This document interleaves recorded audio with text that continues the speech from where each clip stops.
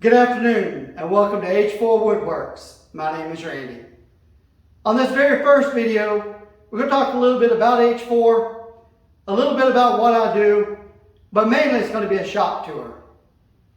So I started this journey about 2 years ago, just making items for my own personal use in my own home.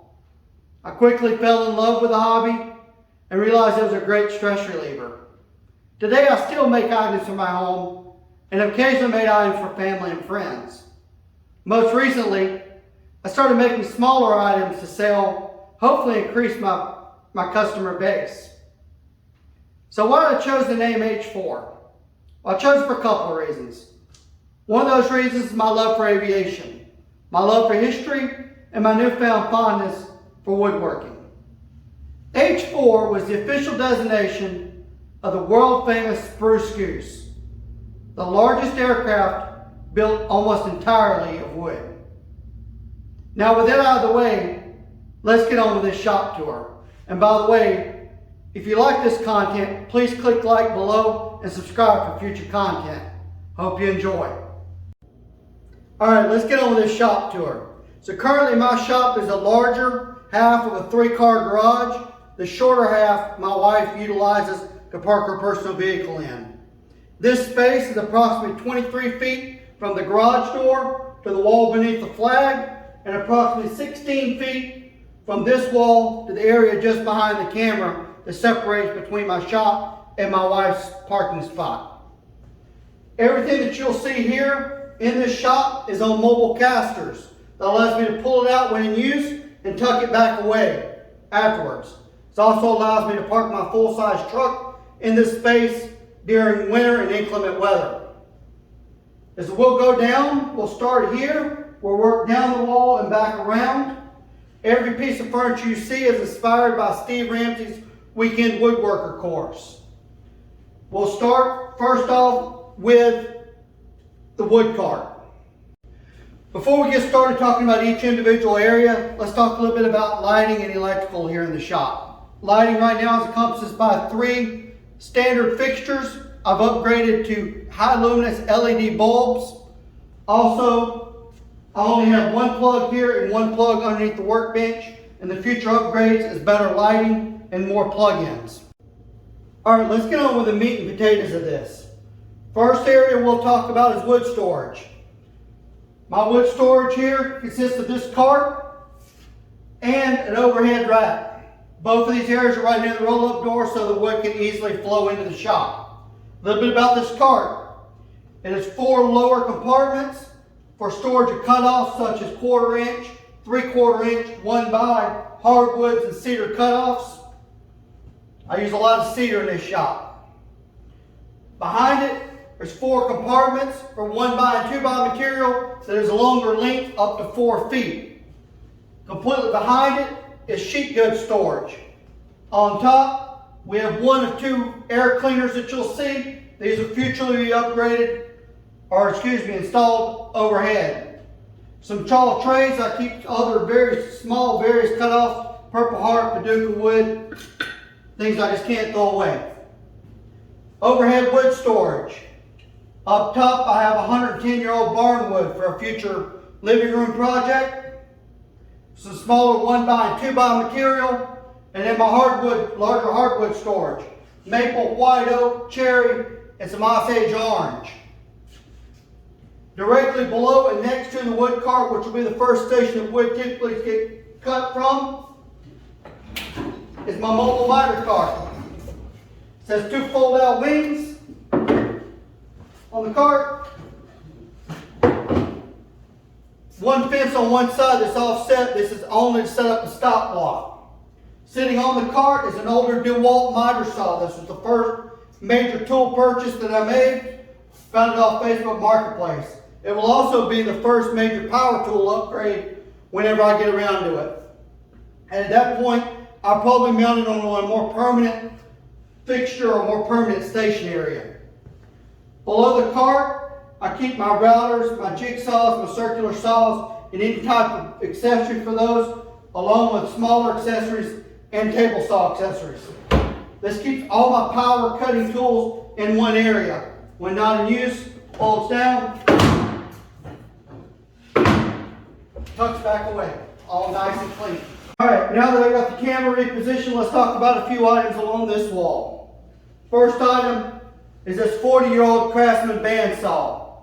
It's done me great. Used it way lot more than I expected I would use it. My only complaint with this saw is resaw capacity. Maybe in the future, well in the future, I'll upgrade to a better saw with better resaw capacity. Next item is my DeWalt contractor saw. Telling you what, for a small shop that needs to be portable, best saw you can buy, my personal opinion. I've ran more width of this saw than should ever be anticipated to run through it. Takes a dado stack, it's more than powerful enough for what I use it for. On the back wall, you'll start seeing the French cleat design. First holder holds all my hand saws. I only utilize maybe 1 or 2 of these saws. Future, I'll make a video of what tools that I personally bought that I expected I would use more of, and what tools that have come out to be more important than I expected. I also keep some extra bandsaw blades along my Craig AccuCut. Next to it is my table saw sled. It's a modified from a Matt Outlaw design. I already have it set up for my own personal cuts, along with the Cat Moses stop block. Flowing on down the wall here, next to it, and I use very much in conjunction with, is my incremental gauge. This is a Christmas present from my wife. Works great. I built a small holder to keep my screwdrivers, and also added a small sacrificial fence to utilize with it. These two items almost go hand in hand when I'm using them. Next item we'll talk about is this another Matt Outlaw design, inspired design. This is a planing sled, jointing sled, tapering sled, whatever you want to use it for. I use it for about everything. Sitting on it are these Craig micro jig clamps that are cut into dovetail grooves. These grooves also on my table saw sled. Works great. Sitting below it is my DeWalt 735X planer. This is my first purchase thanks to commission sales. It's also probably one of the more expensive tools in my shop. It's sitting on top of my junk drawer, which will eventually be upgraded to a flip cart when I get more tools in the future. Next to it is my first, and I would call my primary workbench for assembly purposes. This is what they call a BMW, or basic mobile workbench. Below it is my dust collection system, if you want to call it that. It's a rigid shop vac connected to the dust stopper system. This hose hooks into all my tools that I have in the shop. Does okay. I wouldn't call it the greatest. Definitely future big purchase investment is a better dust collection system, and also my wife would be very grateful for that also. I have a small vise. I don't utilize it very much because I don't do much hand tool work with chisels and hand planes. Would like to get into it in the future. This surface on top is removable. This was my old coffee table. It's a great assembly surface. Couple reasons. One, it's solid, it's very flat, and also the way it's material, it can easily clean off glues and stains and whatnot. Very easily be cleaned. This can be removable, so when I got my saw set up, I'll boil this out. This lower surface will act as an outfeed table. Put the upper surface on when I need an assembly surface. Alright, let's continue to talk about this wall and this back wall. This area here is my stamp clamp storage. I have various styles of clamps. From F-style clamps, quick clamps, both of these are Harbor Freight brands. I have multiple sizes, different sizes of quick clamps. I also have longer F-style clamps here for when I need to assemble large pieces. Best clamps I have are these two Bessie clamps. I'm telling you what, if you can afford them, get them. I don't know why I don't have more, and I don't know why I didn't get them sooner. But in my personal opinion, best clamps on the market. There is an adapter you can get for these so that you can hook multiple clamps together. Definitely a future idea. I have various small spring clamps that I use Occasionally, down below it is a mobile cart. I basically keep my PPE, some other items such as electrical cords and shop vac accessories. And on top, I keep my secondary air cleaner. I can just move around the shop and set up wherever I need it. Junk here in the back wall. We won't talk about it. Up top on the first wall, on this entire wall is French cleats. This is my pocket hole jig set up. It's a Masca M1 on its own custom built pocket hole assembly table that I built. Keeps all my pocket hole accessories here. I can take it off the wall, put it on my workbench, and go. Next to it is my sanding station. I keep all 4 grits of sandpaper that I personally use, 80, 120, 180, and 220, along with my random orbital sander. And up top, I keep a rarely used detail sander, along with the assortment of sanding pads for it. Also, I have a drill driver station next to it, where I keep all my drills, my drivers, batteries, battery chargers, drill bits, screwing driving accessories. Everything stays in one spot. Going down the wall, I keep my wrenches, pliers, and screwdrivers in most common sizes that I utilize both in the shop and in my home. All my measuring layout tools are right here that I normally grab. These are not Woodpecker brand. They are an Amazon knockoff, but to me, work just fine. I have my first mallet I made. I use this thing a ton. It's got a lot of wear and tear on it. I need to make a new one. And this one may or may not have been made incorrectly. But we'll leave it at that. First aid kit. No good shop cannot be without a good first aid kit. Early on, I had a minor injury. I needed a first aid kit and did not have it. I now have one, and knock on wood, since that time, I have not needed it. This workbench, this is my primary workbench for the shop. Keep a small holder for Jerry's junk stuff. This is a BMW Plus, or Basic Mobile Workbench Plus. It's an overall longer, whereas the other workbench was 4 feet. This one is 60 inches long. Various drawers on it where I keep items such as junk, more measuring tools, more hand tools, and various jigs that I don't use very often. Along with this compartment here, there's a small pancake drill, all my air tool accessories, and an air hose on the side. You'll see me stand in front of this general area on most of my future videos. This is kind of the headquarters of my shop.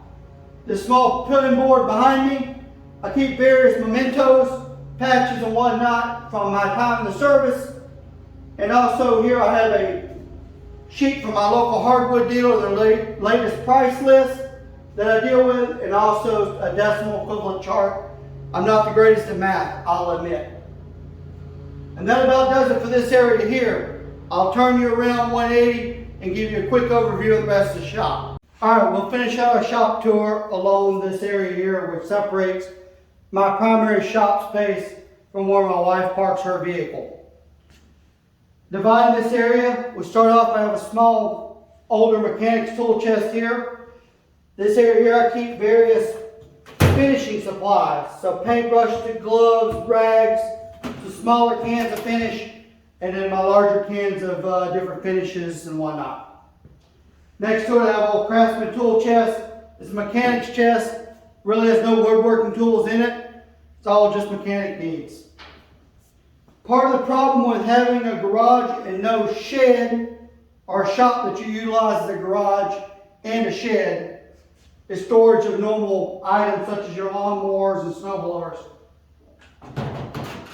While I will talk one tool, outdoor power tool that I do utilize in the shop very often, and this is a leaf blower. 20 volts, hooks up with the rest of my tools. Hardest working tool in my shop. I use it all the time, works great. Throw it to the garage door, blow everything right out into the driveway, keep on going. Works great. I call this kind of my secondary assembly, secondary workbench here. It's of course an old just cheap folding table. Kind of store areas here, do some minor assembly, paint stuff if the other table is in more in use. Again, outdoor equipment, trash cans, nonsense. Directly behind the area, you can kind of see it a little bit around the corner. I call it overflow wood storage. There I have some of the leftover barnwood pieces that are not so great. A couple of pieces of longer 1x and some logs that I was hoping to resaw up. One last area you won't really see out of the camera, but I have a small shelving unit next to the door.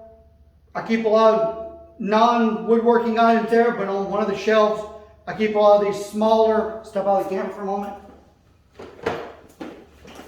smaller storage trays from Harbor Freight. I have this smaller version. I also have a longer version.